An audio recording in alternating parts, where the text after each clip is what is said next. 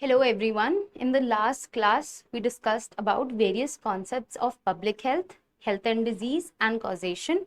And in continuation, today we are going to be learning about the concepts of prevention and specifically the levels of prevention. So, moving further, first we should know the definition of prevention. So, prevention usually means prior to something, when you are preventing something from happening. So, it is defined as those actions and interventions which identify risks and the susceptibility or the exposure to health threats prior to. Remember, prior to is the key word in prevention. Prior to disease, injury onset, to detect or treat diseases in its early stages, to arrest the progress or recurrence and alleviate the effects of the disease or injury.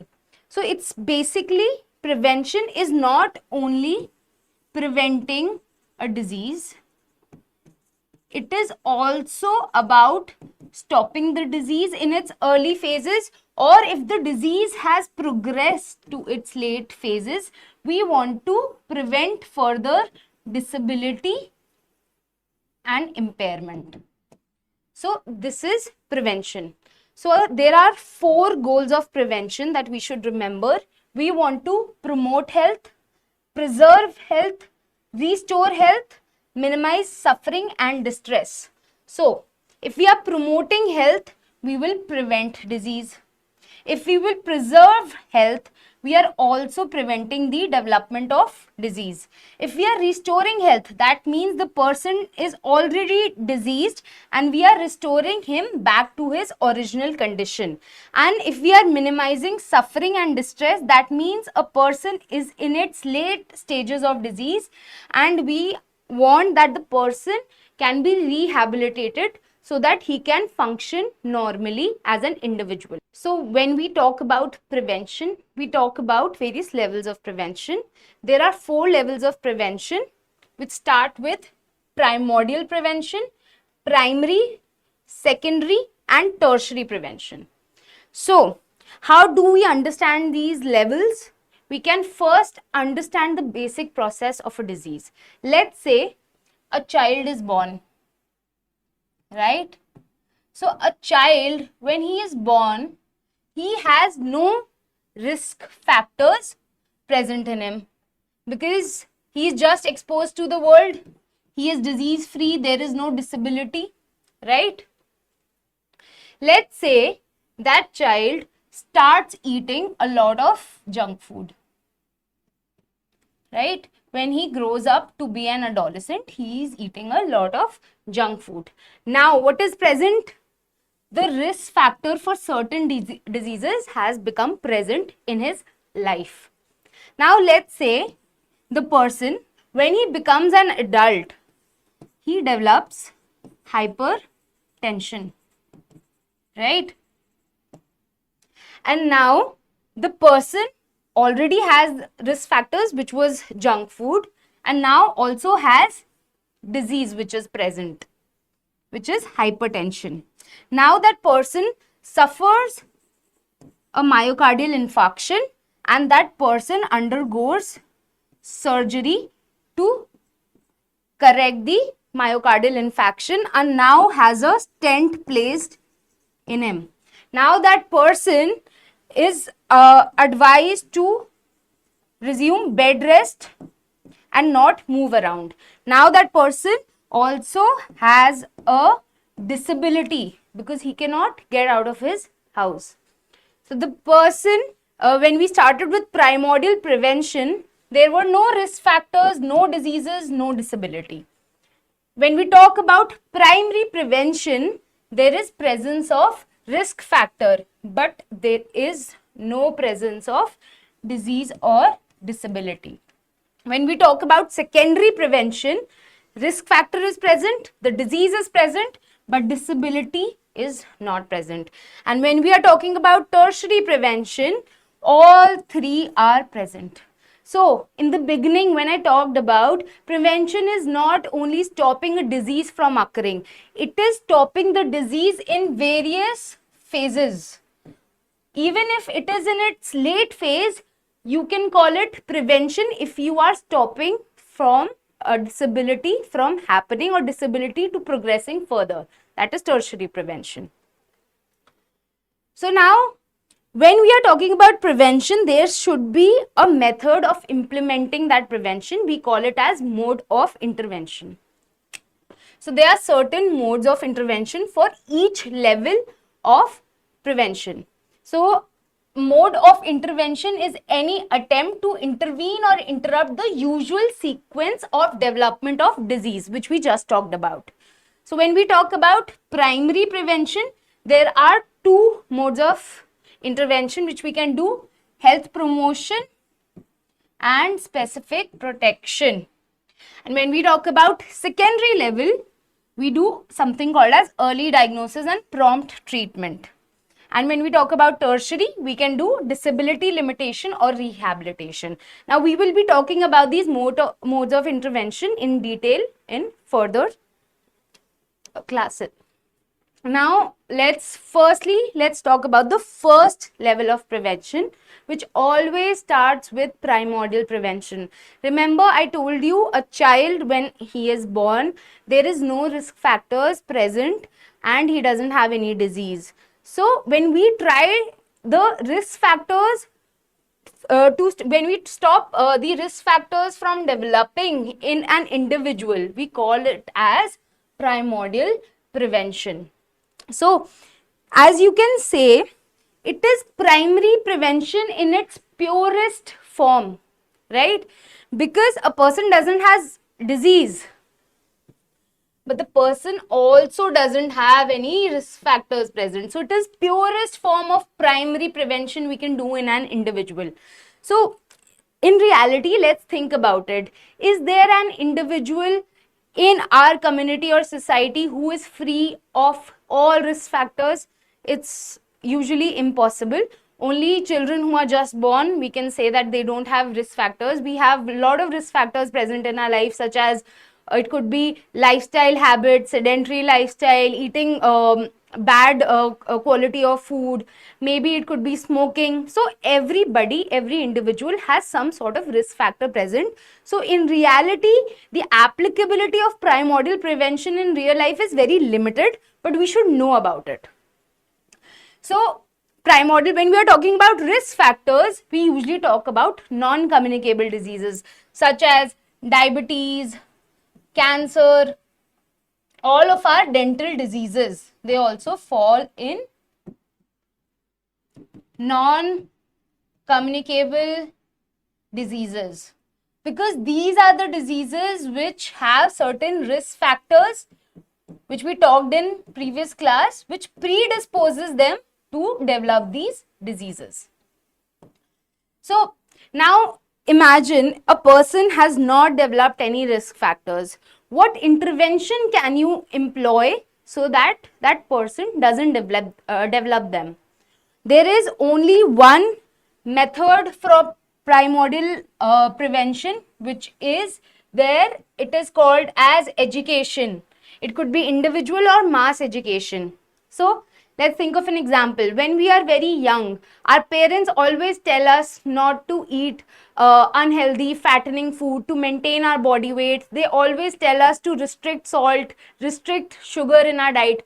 So when the person doesn't have any abnormal habits and we are telling them not to consume something or not to, let's say, smoke, and the person is not smoking yet, then that is primordial prevention. So let's look at certain examples to understand the concept of primordial prevention better. First, let's take the example of hypertension. So let's say we are doing an educational campaign in schools regarding the harmful effects of eating increased salt in our diet. This is primordial prevention, because that person is not taking high amounts of salt, but we are advising them to consume less amount of salt, to consume not more than 5 mg of salt per day. This is primordial prevention. Then let's say for dental caries, we are doing an educational campaign. Again, it's about education. Educational campaign in schools regarding the ill effects of sugar or the importance of oral hygiene. Then this is primordial prevention. Then let's say for oral cancer, as you might know, in our country there are a lot of tobacco regulations. There are a lot of tobacco control laws. Tobacco control laws, you might have heard that there is prohibition of selling of cigarettes and tobacco products near educational institutes, that they should always display a warning and a picture on the cigarette packet. All of these are tobacco control laws. So these are essentially primordial prevention, because we are preventing people from consuming those products. So now let's move on to the next level of prevention, which is primary prevention. This is very applicable because most of us have risk factors present in our lives. So here the risk factor will be present, but the disease will be absent. So it is action taken prior to the onset of disease, which removes the possibility that the disease will ever occur.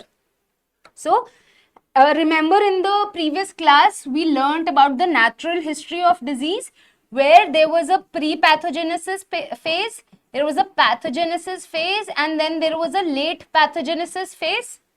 So in which phase do you think primary prevention will come? Yes, the primary prevention will come under this phase, in the pre-pathogenesis phase, right? So basically, it will be at this level.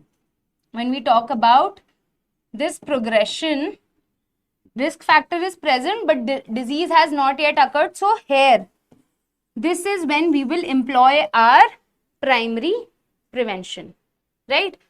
So now let's think, who will be the target group in primary prevention? It could be anyone. It could be mass population, right? It could be our community leaders, the decision makers in our country, right? We will tell them about the methods of primary prevention. Now, you know the concept of primary prevention. What do you think might be the advantages of this? See, the disease has not yet occurred. That means we are saving the person from suffering and helping them prevent the disease. So basically, it is called as one of the most effective forms of prevention, because it is prevention in its truest sense. Also, it has low cost. Why do we say that primary prevention is less expensive? Because the disease has not yet occurred. The person will not have to spend on diagnosis, treatment, hospital visits. So it will be even more cheaper for the person, and it will be cheaper for the entire community. That's why our government does various regulations and laws at this level, primary prevention. Let's look at certain examples of primary prevention now. So let's say a person who has, let's say, a lot of sugar in his diet. Now risk factor is present. This is a risk factor. Now at this point of time, let's say we do dietary counseling for the patient, so that that patient doesn't develop caries, right? So this dietary counseling is a form of primary prevention. Another very important example that you should remember is prospective screening, right? It is a very important MCQ question as well. But before proceeding further, we should know what is prospective screening and what is prescriptive screening. So basically there are two types of screening. Prospective screening is done when we want to help the others. So it is for the benefit of others. Let's say it is usually for communicable disease. So let's say this person is infected and we want to prevent the spread of disease to the healthy individuals, right? So we will try to contain. What we did during COVID times, we wanted to contain, isolate the infected individuals from uninfected individuals. So this was a form of prospective screening that we did. What is prescriptive screening? It is basically case detection in population. Let's say we have a huge population and we want to see in this population which of all the individuals are infected with COVID, or let's say which individuals are diabetic. So this is prescriptive screening because we have a prescription in mind. We want to diagnose diabetes in our population, right? So I hope the difference between prospective and prescriptive is clear. So now think about it. Prospective screening, we are protecting the healthy individuals from developing the disease. That means disease onset, we have to stop the disease onset. So that's why prospective screening is always primary prevention. Now, according to the World Health Organization, there are two approaches to primary prevention which we can follow. These are population strategy, and which is also known as mass strategy, and the other strategy is high risk strategy. So from the name, it is very clear, population or mass strategy, it's for the whole population irrespective of the individual risk, right? For example, we are doing water fluoridation, right, in the entire country. So we are protecting all individuals in that country from developing caries. So it is a form of mass strategy or population strategy for the prevention of dental caries. Now, what could be a high risk strategy? As from its name, we can understand it is directed to individuals at some sort of special risk of developing certain disease. For example, let's say an individual who comes in our clinic, we diagnose him to have high risk of caries by doing caries risk assessment, right? So what we will give to this patient? We will give topical fluoride therapy. We'll give him fluoride gel or fluoride varnish, right? So this is a form of specific strategy for, also called as high risk strategy for high risk individuals. So now we talked about the modes of intervention. There are two modes of intervention for primary prevention, which is health promotion and specific protection. Let's see what these are. What is health promotion? Basically, it is a process of enabling people to increase control over their own health to improve their health. So basically, let's say we make an individual more informed, more educated, more knowledgeable, so that that person can make his own decisions about good health. So this is basic concept of health promotion. So not only health education, there are various other interventions that you can do within health promotion. Namely, there are 4 kind of interventions we can do for health promotion. Firstly is health education. Second, environmental modifications. Third, nutritional intervention. Then lifestyle and behavioral changes. So health education, as we know, we are basically motivating people, making them more knowledgeable, and it is one of the most cost effective intervention because firstly it is very cheap to educate people, it is very less expensive, and if a person is knowledgeable, they can make sure that they are living a healthy lifestyle. Second, form of intervention under health promotion which we can do is environmental modification. In the last class, I discussed what is the role of environment in the concept of health. So controlling one's environment is very critical in public health, wherein we can, let's say, do water fluoridation, as from previous example. That is also a form of environmental modification. For example, in sanitation, we are cleaning the local pond, let's say, so that we can prevent infectious diseases from happening in the community. Or let's say we are urging people to put mosquito nets in their houses, or spray mosquito repellents. So these are all form of environmental modifications which come under health promotion. Then let's talk about nutritional intervention. As I talked before, dietary counseling is a form of primary prevention. It is a type of health promotion which we do for primary prevention. So dietary counseling, let's say sugar counseling, can come under health promotion. Then food fortification. As you might know, various foods are fortified with certain agents like iron fortification, iodine fortification, and salt. So these are also form of health promotion because we are preventing the disease from occurring. For example, in case of iodine fortification, we are preventing goiter from occurring in the community, right? Then there could be certain feeding programs. Let's say for children, we are giving them proper nutrition, midday meal program in schools, wherein they are given 2 meals daily so that they have a healthy body composition. So it will prevent malnutrition from occurring. So this is also form of health promotion.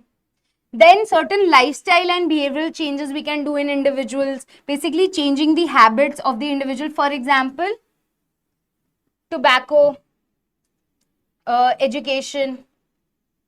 If we are telling the population about the harmful effects of smoking and eating tobacco, it is also a form of health promotion. Then the second form of intervention which comes under primary prevention is specific protection. Now look at the word specific. Earlier we were talking about broad intervention. Now we will talk about specific protection for primary prevention. So basically it is about the elimination of risk factors, because in primary prevention, again I'm saying, risk factor is present, disease is not present. So if we will eliminate the risk factors, the chances of developing disease will get lower. So now it is very specific in nature. One of the most important form of specific protection is immunization, which is a very important Viva question as well. Why do we call it specific protection? Because we are specifically protecting against a certain disease. For example, BCG vaccine for tuberculosis, right? Hepatitis B vaccine. So all of these are protecting against a certain disease, but we are preventing the disease from happening. Let's say chemoprophylaxis is another example. Then oral hygiene education. Then water fluoridation, because water fluoridation is specifically protecting against caries, right? Then pit and fissure sealants. Similar primary prevention for caries. So see, in all of these examples, they are specifically protecting against development of a certain disease. That's how you can differentiate between health promotion and specific protection. Then we move on to our next level of prevention, which is secondary prevention. So again, I will say risk factor is present. Here disease is also present. Now the person has developed disease, but the disease is in its early stages.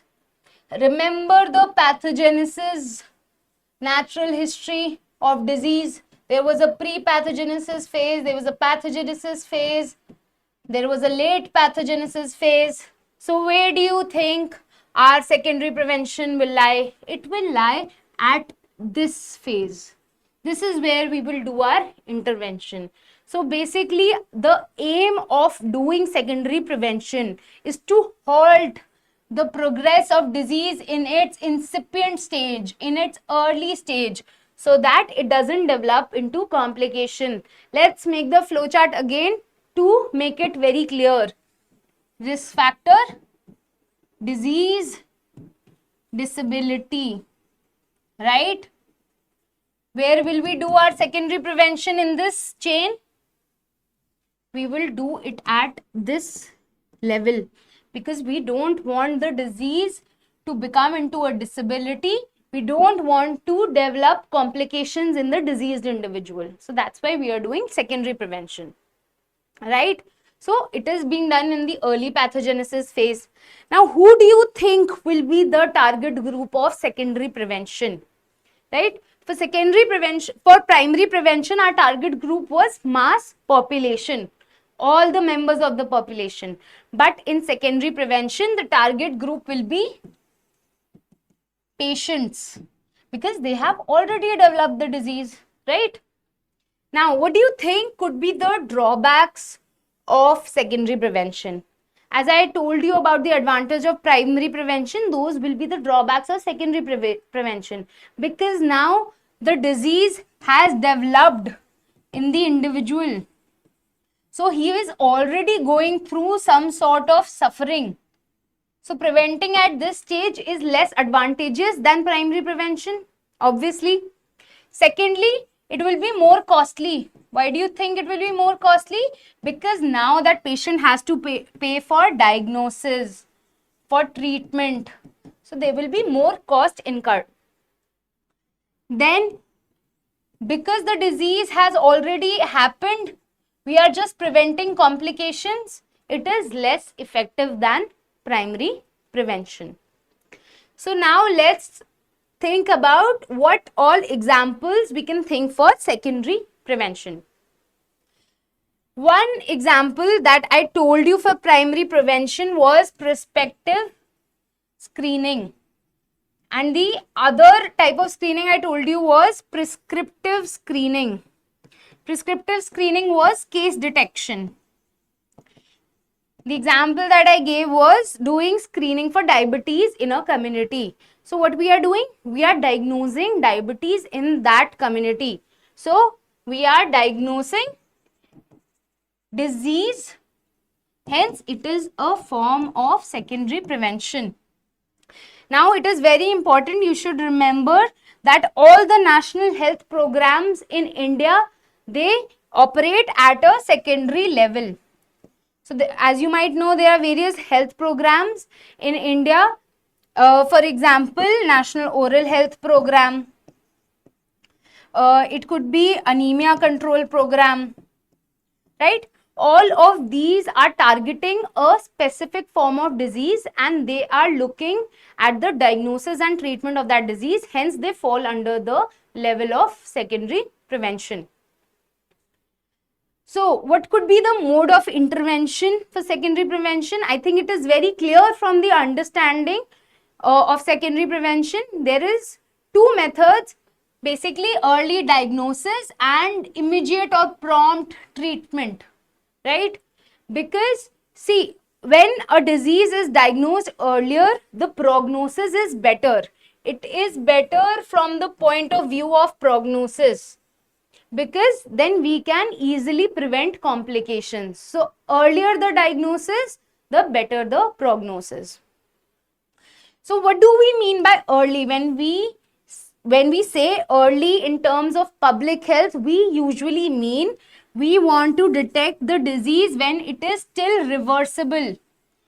So that if this is disease and this is complications, or let's say disability, we want to halt the disease at this level so that it can reverse and go back to recovery. So this is the concept of secondary prevention and early diagnosis. Then